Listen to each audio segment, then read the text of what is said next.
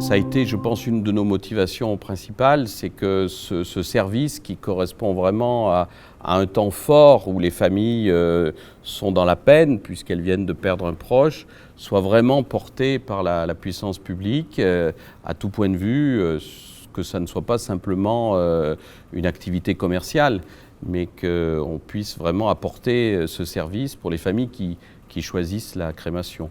Donc c'est vrai que c'est aussi une réponse éthique à ce besoin de notre société. On sait que souvent les frais funéraires sont une grosse difficulté pour les familles. Donc nous ne voulions pas que les familles soient contraintes de faire face à ces dépenses trop importantes. Si j'avais à conseiller toutes les personnes, tous les élus qui, quelque part en France, ont un projet funéraire, je leur dirais vraiment que ce choix de l'EPL est le plus adapté.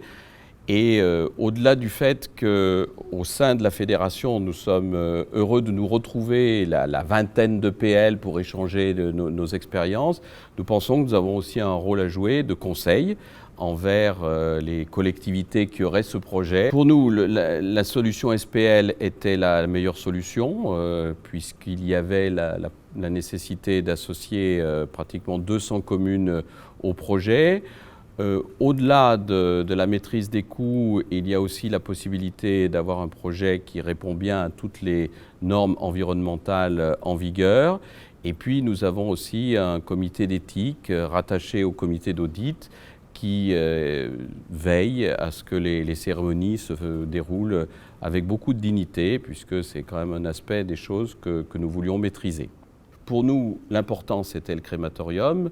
Toutes les autres fonctions liées au funéraire, nous pensions que les entreprises, particulièrement les entreprises familiales, pouvaient bien remplir ce service. Mais nous savons que dans d'autres régions de France, c'est un service funéraire complet qui est proposé, avec également les interventions dans les cimetières, avec également les chambres funéraires. Donc ce qui peut être intéressant pour des élus qui auraient ce projet, c'est de nous rencontrer, d'échanger avec nous, pour être convaincus que c'est vraiment le statut EPL qui est le plus adapté, et puis pour voir quelle forme ça peut prendre, essentiellement SEM ou SPL. On peut penser d'ailleurs devant la multiplication de sociétés funéraires que ce service va s'étoffer au niveau de la fédération. Donc c'est un centre ressources qui est vraiment très utile pour nous. Et puis depuis quelque temps, les sociétés plus sur le funéraire sont vraiment prises en compte par la fédération, qui souhaitent pouvoir nous mettre en relation pour qu'on puisse échanger sur nos différentes expériences.